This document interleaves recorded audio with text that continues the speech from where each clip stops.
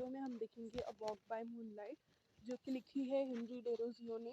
और इसमें क्या है कि एक्चुअल में पोएट जो है एक वॉक मूनलाइट में वॉक पे जाते हैं अपने फ्रेंड्स को देखने के लिए। और वो जब ये मूनलाइट जो वॉक है ये कंप्लीट करते हैं, उसके बाद में जो पोएट है पूरी तरह से ट्रांसफॉर्म हो चुके हैं एक ऐसे इंसान में जिसको नेचर को भी एक फीलिंग होती है, नेचर के भी इमोशंस होते हैं और नेचर की भी हार्ट बीट होती है, ये लगने लगता है। मतलब वो जब एक वॉक पे जाने के पहले वो एक नॉर्मल ह्यूमन बीइंग थे, अभी भी वो नॉर्मली होते हैं वॉक के बाद, लेकिन वो जो है उन्हें ये समझ में आ जाता है कि जो नेचर है, फ्लावर्स, मून, प्लांट्स या फिर पेड़, तो ये सारी जो चीज़ें हैं नेचर की, वो सिर्फ हमारे लिए नहीं है बट उनका भी एक अपना पर्पस है लाइफ का। और जो है इन्हें भी इमोशंस फील होते हैं। जैसे कि हम अगर देखें तो कई लोग होते हैं जो प्लांट से बातें करते हैं, उन्हें लगता है कि वो उन्हें सुन सकते हैं या वो उन्हें समझ सकते हैं। तो उस तरह से जो है poet at the end of the poem बन जाते हैं और उन्हें लगता है कि जो ग्रास है एक, उसको भी मैं अपने पैर से क्रश नहीं कर सकता क्योंकि उसकी भी हार्ट बीट जो है मुझे सुनाई दे रही है। मतलब ये ट्रांसफॉर्मेशन हो जाता है उनका। तो टेक्स्ट देखते हैं। अ वॉक बाय मूनलाइट।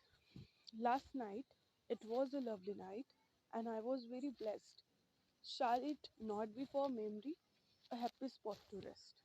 वो कहते हैं कि कल रात जो थी, जो मैं कल रात वॉक पे गया था, तो वो सिर्फ एक वॉक नहीं थी, it was a lovely night. वो एक प्यारी सी नाइट थी। And I was very blessed, कि मैं बहुत ब्लेस्ड था कि मुझे चांस मिला नेचर के इतना क्लोज आने का और इस मूनलाइट के नीचे वॉक करने का। Shall it not be for memory, a happy spot to rest.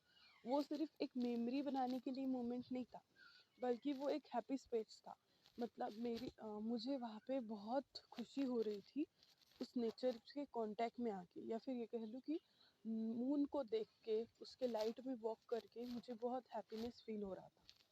Yes, there are in the backward past soft towers to which we turn, arts which at distance mildly shine on, but never burn.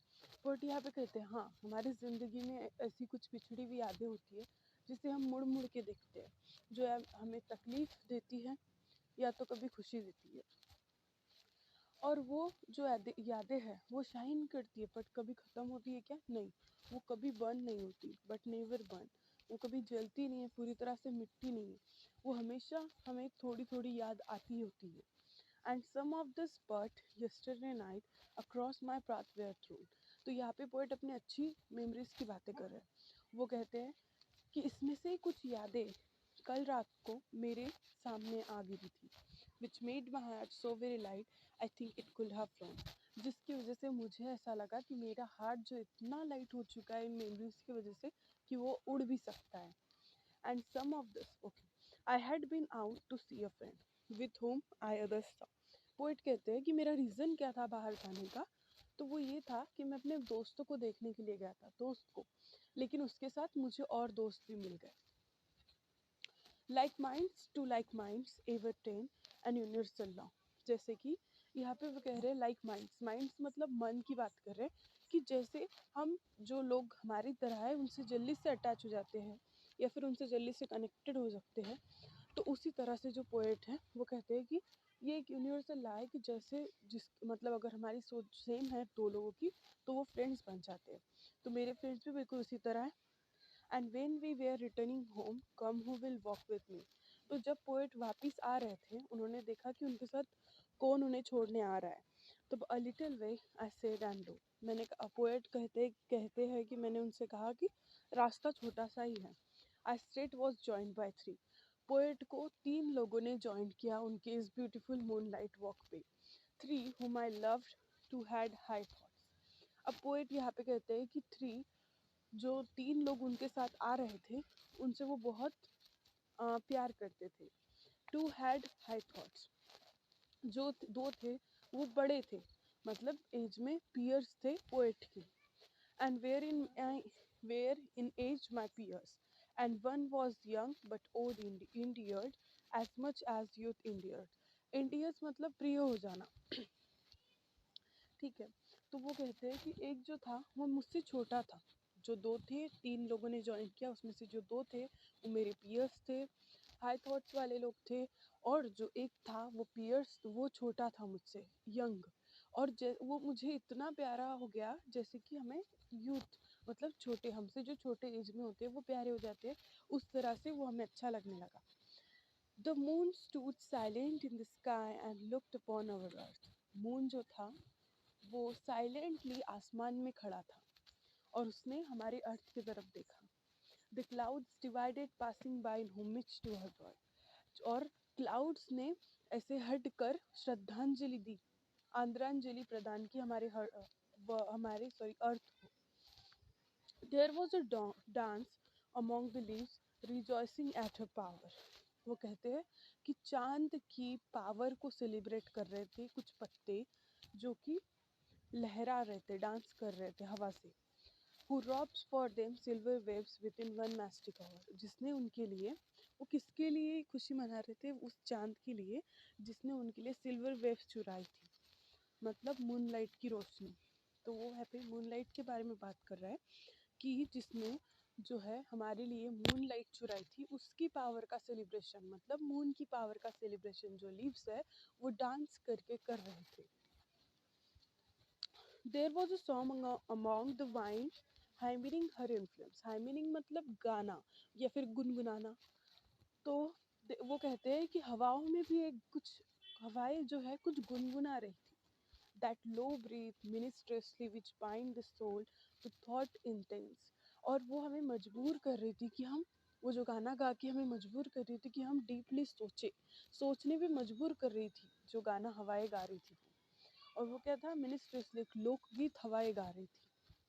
And there was something in the night that with its magic wound us. अब यहाँ पे wound मतलब जख्म होता है, but ये लोग कह रहे हैं कि हमें वैसी जख्म मिली जो कि अच्छी थी, जो हम जीवन भर याद रखेंगे। मतलब जो ये मून लाइट है, ये एक साधारण मून लाइट ना होके ये एक बहुत स्पेशल मून लाइट थी हमारे लिए। For we not only saw but felt the moonlight around us. कि वो कहते हैं कि हमने सिर्फ मूनलाइट को देखा नहीं, तो बल्कि अपने अराउंड महसूस किया कि मूनलाइट जो हमारे अराउंड है, जो मून है वो हमारे करीब है, ऐसा उन्होंने महसूस किया। How vague are all the mysteries which bind us to our earth. वो कहते हैं कि कुछ चीज़ें कितनी अस्पष्ट है हमारे अर्थ को लेकर, जो कि हमें हमारे अर्थ से बांध कर रखती है, हमारी पृथ्वी से हमें जोड़ के रखती है। क्योंकि बहुत सारी ऐसी चीज़ें होती है जो मिस्ट्रियस हो जाती है, हमें पता नहीं होती। How far they sent into the heart their holy, their tones of holy mirth. जो कि हमारे दिलों में एक टोन, होली मर्थ एक टोन भेजती है सबके दिलों में, जो हमें जोड़ के रखता है।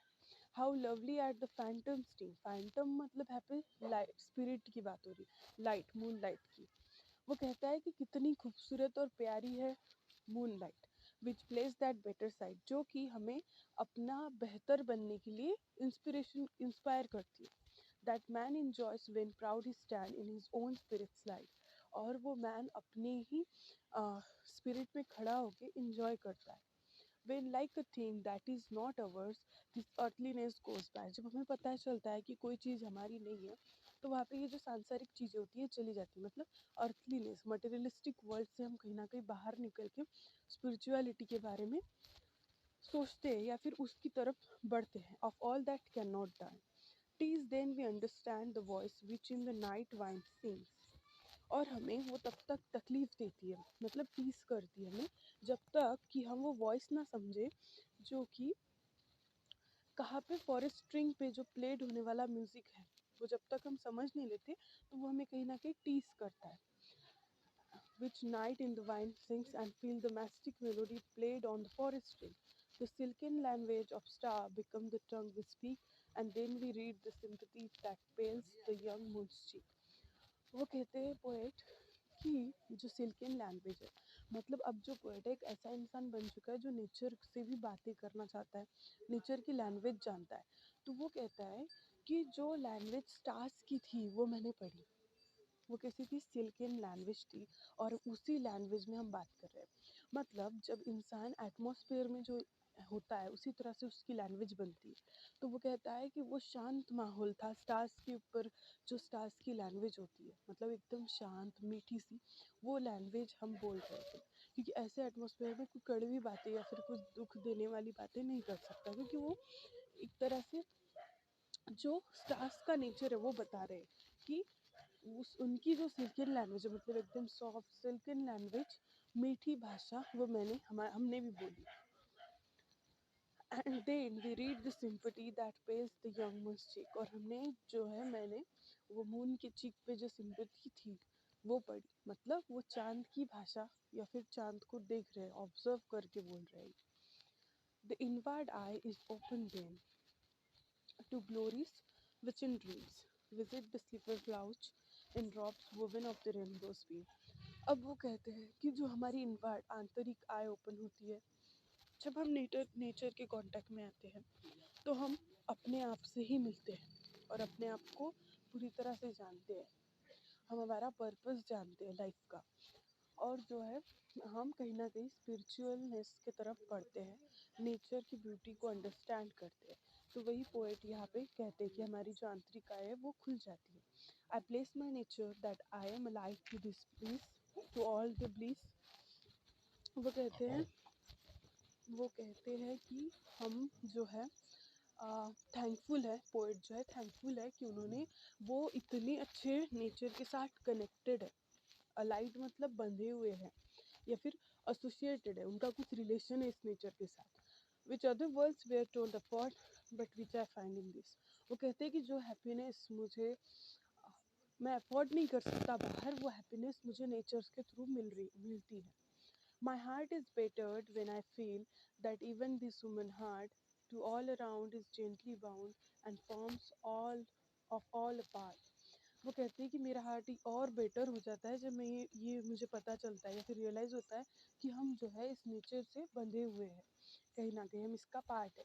That cold and lifeless as the seem the flowers the stars the sky have more than common minds may deem to stir our sympathy. वो कहते हैं कि जो फ्लावर्स और स्टार्स स्काई जो भी नेचर का पार्ट है वो हमें वो हमें कैसा दिखता है, कोल्ड दिखता है मतलब हाँ, हमें पता है कि वो सजीव है लेकिन हम उन्हें वो इम्पोर्टेंस नहीं देते, हम नहीं सोचते कि उनकी भी कुछ इमोशंस होंगे। तो पोएट यहाँ पे बोलते हैं कि अब मैं समझ चुका हूँ कि उनके भी इमोशंस है और वो भी एक हमारी तरह इमोशंस कैरी करने वाले हैं। O in such moments can I crush the grass beneath my feet. अब वो खुद से पूछते हैं क्या मैं इस मोमेंट में ये जो मेरे पैर के नीचे ग्रास है उसको क्रश कर दूँ। Oh no the grass has then a voice its heart I hear it beat. अब वो कहते हैं कि मुझे उस ग्रास की जो है हार्ट बीट सुनाई दे रही, कैसे से क्रश कर दूँ। मतलब आपने देखा किस तरह से वो ट्रांसफॉर्म हो गए, उनको जो है एक ग्रास की हार्ट बीट सुनाई दे रही है। मतलब वो इतने ज़्यादा स्पिरिचुअल हो गए, वो इतने ज़्यादा कनेक्टेड हो गए कि उन्हें जो है रियल वास्तविकता से उनका परिचय होने के बाद उन्हें रियलाइजेशन होता है कि नेचर जो है वो सिर्फ हमारे फ़ायदे के लिए नहीं है, तो हमें नेचर का भी फ़ायदा या फिर उसको प्रोटेक्ट करना चाहिए, ऐसा वो कहते हैं। और ये थी a walk by moonlight by Henry Derozio.